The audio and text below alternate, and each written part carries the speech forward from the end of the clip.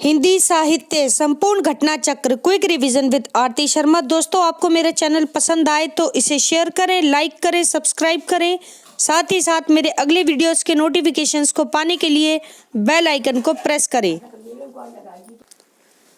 दोस्तों, आज हम करेंगे घटना चक्र का पार्ट 119, जिसमें हम करेंगे काव्य शास्त्र, जो कि हमारा नया विषय है। ठीक है, तो ध्यान देंगे दोस्तों। हमारा पहला प्रश्न है, काव्य संप्रदायों का सही विकास क्रम क्या होगा। तो यहाँ पर कुछ काव्य संप्रदाय दिए गए हैं, ठीक है, उनका विकास क्रम बताना है। तो ऑप्शन बी हमारा सही उत्तर है, जिसमें सबसे पहले रस, फिर अलंकार, फिर रीति, फिर वक्रोक्ति, फिर ध्वनि और फिर औचित्य संप्रदाय है। ठीक है, फिर से सुने, रस, अलंकार, रीति, वक्रोक्ति, ध्वनि, औचित्य। ठीक, तो ये हमारे काव्य संप्रदायों का सही विकास क्रम है। तो ध्यान रखें, एक बार फिर से सुन ले, इम्पोर्टेंट है। रस, अलंकार, रीति, वक्रोक्ति, ध्वनि, औचित्य। ठीक, पीजीटी परीक्षा 2000 का प्रश्न है ये। ठीक है, 2000 में आया था ये। व्याख्या देखते हैं, गौर करेंगे दोस्तों व्याख्या पर। संस्कृत काव्य शास्त्र का इतिहास। संस्कृत काव्य शास्त्र का इतिहास भरत मुनि से प्रारंभ होता है और भरत मुनि का समय क्या है, 200 ईसा पूर्व, 200 ईसा पूर्व। ठीक है, तो किससे शुरुआत होती है संस्कृत काव्य शास्त्र के इतिहास की? भरत मुनि से। नाम याद रखें, इंपॉर्टेंट है। आगे देखें, ये रस संप्रदाय के प्रवर्तक माने जाते हैं। तो प्रश्न ये भी बन सकता है कि रस संप्रदाय के प्रवर्तक कौन है? तो आप बोलेंगे भरत मुनि। ठीक, आगे देखते हैं, आचार्य भामे। आचार्य भामे भारतीय अलंकार के आचार्य माने जाते हैं। किसके? भारतीय अलंकार के आचार्य माने जाते हैं। तो अगर कंपेयर करें तो रस संप्रदाय के प्रवर्तक कौन थे? भरत मुनि। वहीं अगर आपसे कहें कि भामे किस संप्रदाय के प्रवर्तक हैं, तो अलंकार के। ठीक, आगे देखें, इन्होंने अपने ग्रंथ में बौद्ध दार्शनिक सिद्धांतों से अपना परिचय दिखलाया है। किसने? भामे ने। ठीक है, तो बौद्ध दार्शनिक सिद्धांतों से अपना परिचय दिखलाया है भामे ने। इस आधार पर भी इनको 5वीं-6वीं शताब्दी के मध्यकाल का ठहराया गया है। ठीक, तो इस आधार पर इन्हें 5वीं-6वीं शताब्दी के मध्यकाल का ठहराया गया है। और भरत मुनि का समय क्या था? 200 ईसा पूर्व। ठीक, और भामे का समय क्या मान रहे हैं? 5वीं-6वीं शताब्दी। तो समय ध्यान रखिए दोस्तों, ये भी इम्पोर्टेंट है। क्रम लगाने के लिए आपको समय का क्रम भी याद रखना बहुत ज़रूरी है। ठीक है, आगे देखें, संस्कृत के काव्य शास्त्रियों में वामन का विशिष्ट स्थान है। उन्होंने रीति को काव्य की आत्मा माना है। तो आपसे प्रश्न पूछा जाएगा, रीति को काव्य की आत्मा मानने वाले संस्कृत के काव्य शास्त्री कौन हैं? तो आप बताएंगे वामन। ठीक है, आगे देखें, और साहित्य जगत में रीति संप्रदाय नामक एक नवीन संप्रदाय को जन्म देने वाले भी कौन है? वामन। ठीक है, तो ध्यान रखें दोस्तों, रस संप्रदाय किसका है? भरत मुनि। अलंकार संप्रदाय भामे और रीति संप्रदाय वामन। ठीक है, गौर करेंगे दोस्तों, आचार्य बलदेव उपाध्याय के मत में वामन का समय 800 ईसा के आसपास रखा जाना चाहिए। कब? 800 ईसा के आसपास रखा जाना चाहिए। ठीक, आगे देखते हैं, कुंतक काव्य शास्त्र के इतिहास। क्या नाम आया? कुंतक। ठीक है, कुंतक काव्य शास्त्र के इतिहास में वक्रोक्ति जीवितकार के नाम से प्रसिद्ध हैं। वक्रोक्ति जीवितकार के नाम से प्रसिद्ध हैं कुंतक। किसमें? काव्य शास्त्र के इतिहास में। तो सीधा सीधा प्रश्न बनता है कि वक्रोक्ति संप्रदाय के प्रवर्तक कौन है? कुंतक। ठीक, आगे देखते हैं। इनको दशम शताब्दी, कब? दशम शताब्दी ईस्वी के अंतिम भाग में रखा जाता है। दशम शताब्दी ईस्वी, ठीक है, समय याद रखें, के अंतिम भाग में रखा जाता है। फिर आते हैं आनंदवर्धन। आनंदवर्धन, इनको ध्वनि संप्रदाय का प्रवर्तक माना जाता है और जन्मदाता भी माना जाता है। तो पूछा जा सकता है कि ध्वनि संप्रदाय के प्रवर्तक और जन्मदाता कौन है? तो आप बताएंगे आनंदवर्धन। ठीक है, इनका समय नवम शताब्दी ईस्वी का मध्य भाग सुनिश्चित किया गया है। क्या समय है? नवम शताब्दी। ठीक है, नवम शताब्दी ईस्वी का मध्यम भाग। आगे देखें, औचित्य संप्रदाय। औचित्य संप्रदाय के प्रवर्तक कौन है दोस्तों? क्षेमेंद्र। ठीक है, औचित्य संप्रदाय के प्रवर्तक कौन है? क्षेमेंद्र। ध्यान रखें। तो अभी हमने सबसे पहले देखे रस संप्रदाय के प्रवर्तक कौन थे? भरत मुनि। फिर देखे अलंकार संप्रदाय के प्रवर्तक कौन थे? भामे। फिर देखे हमने रीति संप्रदाय के प्रवर्तक कौन थे? वामन। फिर हमने कौन देखे? कुंतक, जो कि वक्रोक्ति संप्रदाय के प्रवर्तक हैं। ठीक है, फिर हमने देखे ध्वनि संप्रदाय के प्रवर्तक जो कि आनंदवर्धन है। ठीक, और फिर हमने देखे औचित्य संप्रदाय के प्रवर्तक। ठीक है, कौन है? क्षेमेंद्र, आचार्य क्षेमेंद्र। तो दोस्तों ये क्रम याद रखना आपको जरूरी है। ठीक है, अगला प्रश्न है, ध्यान दें। औचित्य को काव्य की आत्मा के रूप में प्रतिष्ठित करने वाले आचार्य कौन है? तो अभी हमने पढ़ा कौन थे? आचार्य क्षेमेंद्र, ऑप्शन बी। ठीक है, आचार्य क्षेमेंद्र औचित्य को काव्य की आत्मा के रूप में प्रतिष्ठित करने वाले आचार्य हैं। ठीक है, तो यहाँ पर जो अभी प्रश्न आप पढ़ रहे हैं वो काव्य की आत्मा किस किसने माना है और किस संप्रदाय को जोड़ा है काव्य की आत्मा परिभाषा में, तो उसकी बात हो रही है। तो ध्यान से समझें इस चीज को। ठीक, तो काव्य की आत्मा किसने कहा? आचार्य क्षेमेंद्र ने। व्याख्या पर ध्यान देंगे दोस्तों। औचित्य को काव्य की आत्मा के रूप में प्रतिष्ठित करने वाले आचार्य क्षेमेंद्र हैं। ठीक, आचार्य क्षेमेंद्र ने काव्य में रस को महत्व दिया है। किसको? काव्य में रस को महत्व दिया है। ठीक, परंतु उनका विचार है कि औचित्य के अभाव में रसानुभूति असंभव है। क्या कह रहे हैं आचार्य क्षेमेंद्र? कह रहे हैं कि औचित्य के अभाव में, अगर औचित्य नहीं होगा, औचित्य होता है किसी चीज की उपयोगिता। ठीक है, तो आचार्य के औचित्य के अभाव में यानी उपयोगिता के अभाव में रसानुभूति असंभव है। ठीक है, इसी कारण उन्होंने औचित्य को सर्वाधिक महत्व देते हुए काव्य की आत्मा माना है। ठीक है, इनका एक सिद्धांत है, देखते हैं। औचित्य रस सिद्धस्त स्थिर काव्य जीवितम। क्या है? औचित्य रस सिद्धस्त स्थिर काव्य जीवितम, अर्थात औचित्य रसपूर्ण काव्य का स्थिर जीवन होता है। क्या होता है? औचित्य रसपूर्ण काव्य का स्थिर जीवन होता है। ठीक है, अपने विचारों को अधिक स्पष्ट करते हुए उन्होंने लिखा है। किन्होंने? आचार्य क्षेमेंद्र ने। क्या लिखा है? ध्यान से सुनेंगे। ध्यान दें दोस्तों, औचित्य के द्वारा रस और अधिक आस्वादनीय बनकर सहृदय में व्याप्त हो जाता है। औचित्य के द्वारा क्या होता है? जो रस है वो और ज्यादा अधिक आस्वादनीय बनकर सहृदय में व्याप्त हो जाता है।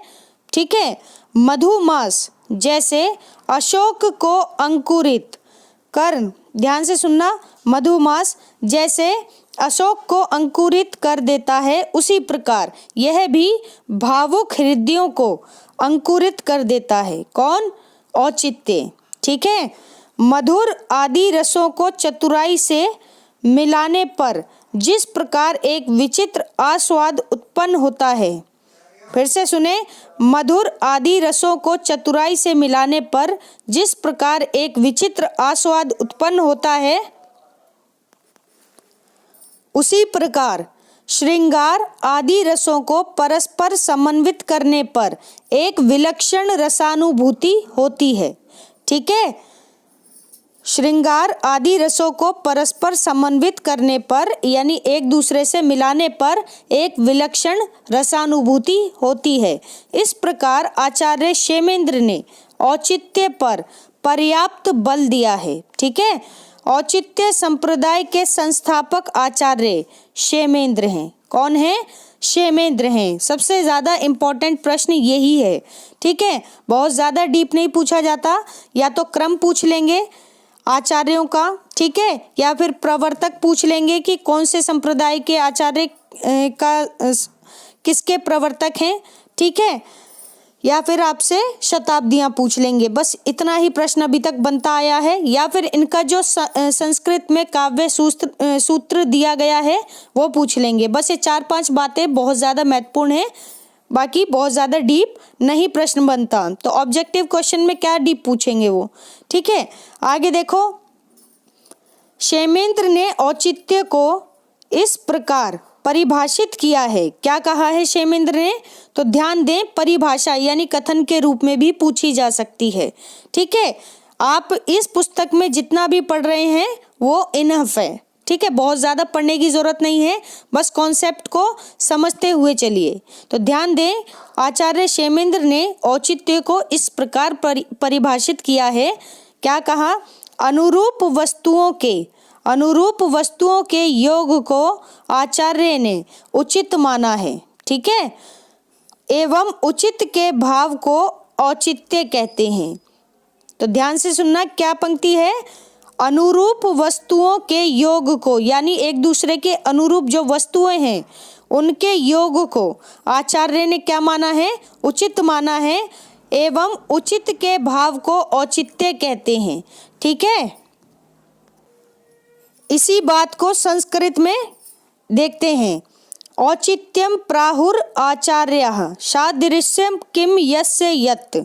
औचित्यम प्राहुर आचार्य सादृशम किम यस्य यत् उचितस्य च यो भावः तदौचित्यम प्रचक्षते। ठीक है। अगला प्रश्न है, ध्यान दें, ध्वनि को काव्य की आत्मा मानकर ध्वनि संप्रदाय का प्रतिपादन किसने किया है? तो ऑप्शन डी, आनंदवर्धन। ठीक है। आनंदवर्धन ने। यहाँ पर अगर एक ट्रिक समझनी है तो आप चाहें तो इसमें अगर ट्रिक लगाना चाहें तो देखो, ध्वनि में ध आ रहा है, ठीक, और आनंदवर्धन में भी ध आ रहा है, तो ऐसे आप नाम को गैस कर सकते हैं अगर आप चाहें तो। ठीक है। बाकी व्याख्या देखते हैं। ध्यान दें दोस्तों, भारतीय काव्य शास्त्र में विभिन्न सिद्धांतों या संप्रदायों का जन्म काव्य की आत्मा की खोज से जुड़ा हुआ है। यानी जो ये भारतीय काव्य शास्त्र में जो हम विभिन्न सिद्धांत देखते हैं और जो संप्रदाय देखते हैं वो किस वजह से हैं? जब बात आई कि काव्य में आत्मा किसे माना जाए, ठीक है, जब ये विवाद खड़ा हुआ आचार्यों के बीच, तब जाकर कहीं इन सिद्धांतों की और संप्रदायों की उत्पत्ति हुई। ठीक है। तो ध्यान दें, ध्वनि सिद्धांत भी काव्य की आत्मा का अनुसंधान करने वाला सिद्धांत है। ठीक है। उसका केंद्र बिंदु है क्या? ध्यान से सुनना, सीधी सीधी ये टर्म पूछ ली जाती है एग्जाम्स में। ठीक है। काव्यस्य आत्मा ध्वनि, काव्यस्य आत्मा ध्वनि, अर्थात काव्य की आत्मा क्या है? ध्वनि है। ठीक है, अगर आपको देखो कोई भी टर्म आती है, ठीक है, पहले तो उसे अच्छे से पढ़ें। अगर आपने कहीं भी पढ़ी हुई है तो थोड़ा सा अपना सोचें, तब जाकर उत्तर दें। अगर फिर भी चीज़ें समझ नहीं आ रही हैं तो जब आपको उसमें पंक्ति में ध्वनि मिल जाए, रीति मिल जाए, अलंकार मिल जाए, तो अगर आपको उनके प्रवर्तकों के नाम याद हैं तो आप आंख बंद करके अपना आंसर टिक करके आ सकते हैं। ठीक है, इससे आपके समय की भी बचत होगी और आपका आंसर भी सही जाएगा। ठीक है, आगे देखते हैं। ध्वनि संप्रदाय के प्रवर्तक आनंद वर्धन माने जाते हैं। कौन? आनंद वर्धन। ठीक है, उनकी मान्यताएं हैं, उनकी मान्यताएं ध्वन्यालोक, ध्वन्यालोक उनका ग्रंथ है। किसका? आनंद वर्धन का। ठीक है, जिसमें उपलब्ध हैं। ठीक, ध्वन्या शब्द बना है ध्वनि से ही। ठीक है, तो ऐसे भी आप चीज़ों को जोड़कर पढ़ें, समझें और अपने उत्तर दें। ठीक, आगे देखते हैं। तो ये भी पूछा जा सकता है कि ध्वन्यालोक किसका ग्रंथ है? तो आप बताएंगे आनंद वर्धन का। ठीक है, आगे देखते हैं। ध्वनि तत्व के विरोधी भी, ध्वनि तत्व के विरोधी भी कौन कौन थे? भट्ट। ठीक है, तो ध्वनि तत्व के विरोधी भी भट्ट आनंद वर्धन के समकालीन थे, यानी कि आनंद वर्धन के समकालीन थे भट्ट। ठीक है, जो कि क्या थे? ध्वनि तत्व के विरोधी थे। आगे देखें। मुकुल, भट्टनायक, कुंतक, धनंजय, महिम भट्ट आदि ध्वनि के विरोधी आचार्य थे। ठीक है, तो ध्यान से सुनना। ये भट्ट और आनंद वर्धन ये अलग हैं और भट्टनायक अलग हैं। ठीक है, तो जैसे अभी मैं कंफ्यूज हो गई, ऐसे ही आप भी कहीं ना कहीं कंफ्यूज होते होंगे। ठीक है, क्योंकि एक जैसे नाम है, कंफ्यूजन हो ही सकती है। तो ध्यान रखें, जो भट्ट थे और जो आनंद वर्धन थे, ठीक, ये ध्वनि संप्रदाय को मानने वाले थे और इनके विरोधी जो थे वो इनके समकालीन थे। कौन कौन थे? मुकुल, भट्टनायक, कुंतक, धनंजय, महिम भट्ट। ठीक है, ये सभी ध्वनि के विरोधी आचार्य थे। ठीक है, विरोधी का मतलब विरोध कहाँ होता है? यानी कि किसी बात का असमर्थन। ठीक है, तो इन्होंने यानी ये आनंद वर्धन ने ध्वनि को काव्य की आत्मा माना है, तो इन सभी ने ध्वनि को काव्य की आत्मा नहीं माना है। ठीक है, आगे देखते हैं। तो ध्यान दें दोस्तों, ध्वनि की परंपरा आनंद वर्धन से पूर्व भी विद्यमान थी। ठीक है, तो ये बात ध्यान रखें कि आनंद वर्धन से पहले भी ध्वनि की परंपरा विद्यमान थी। ठीक, अलंकारवादी आचार्यों ने ध्वनि शब्द का प्रयोग नहीं किया है। और जो अलंकारवादी आचार्य थे, कौन थे? एक तो भामे थे। ठीक है, तो इन सभी ने क्या है? ध्वनि शब्द का प्रयोग नहीं किया। फिर भी अनेक अलंकारों के लक्षणों अथवा उदाहरणों में स्पष्ट अथवा प्रकारांतर से ध्वनि के संकेत मिल जाते हैं।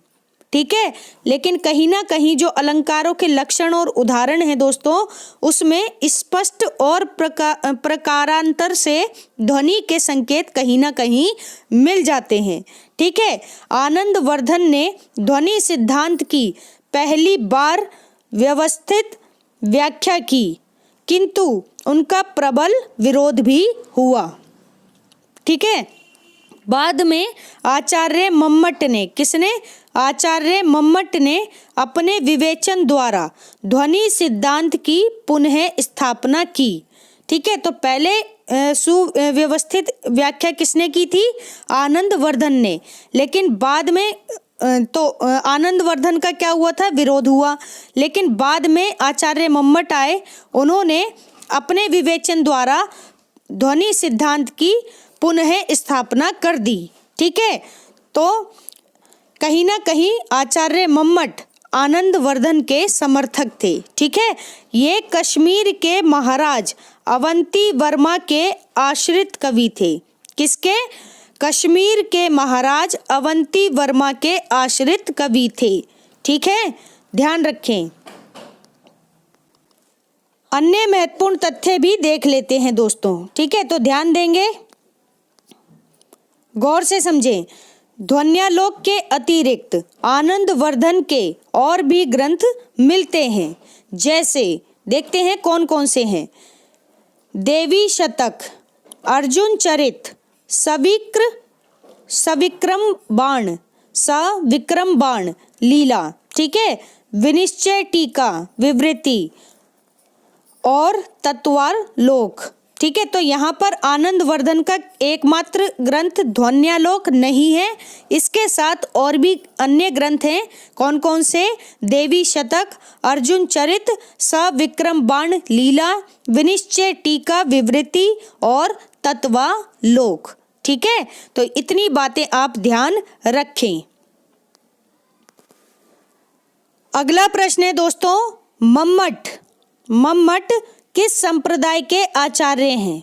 तो ऑप्शन सी, ध्वनि संप्रदाय के आचार्य हैं आचार्य मम्मट। ठीक है, जीआईसी प्रवक्ता परीक्षा 2012 का ये प्रश्न है।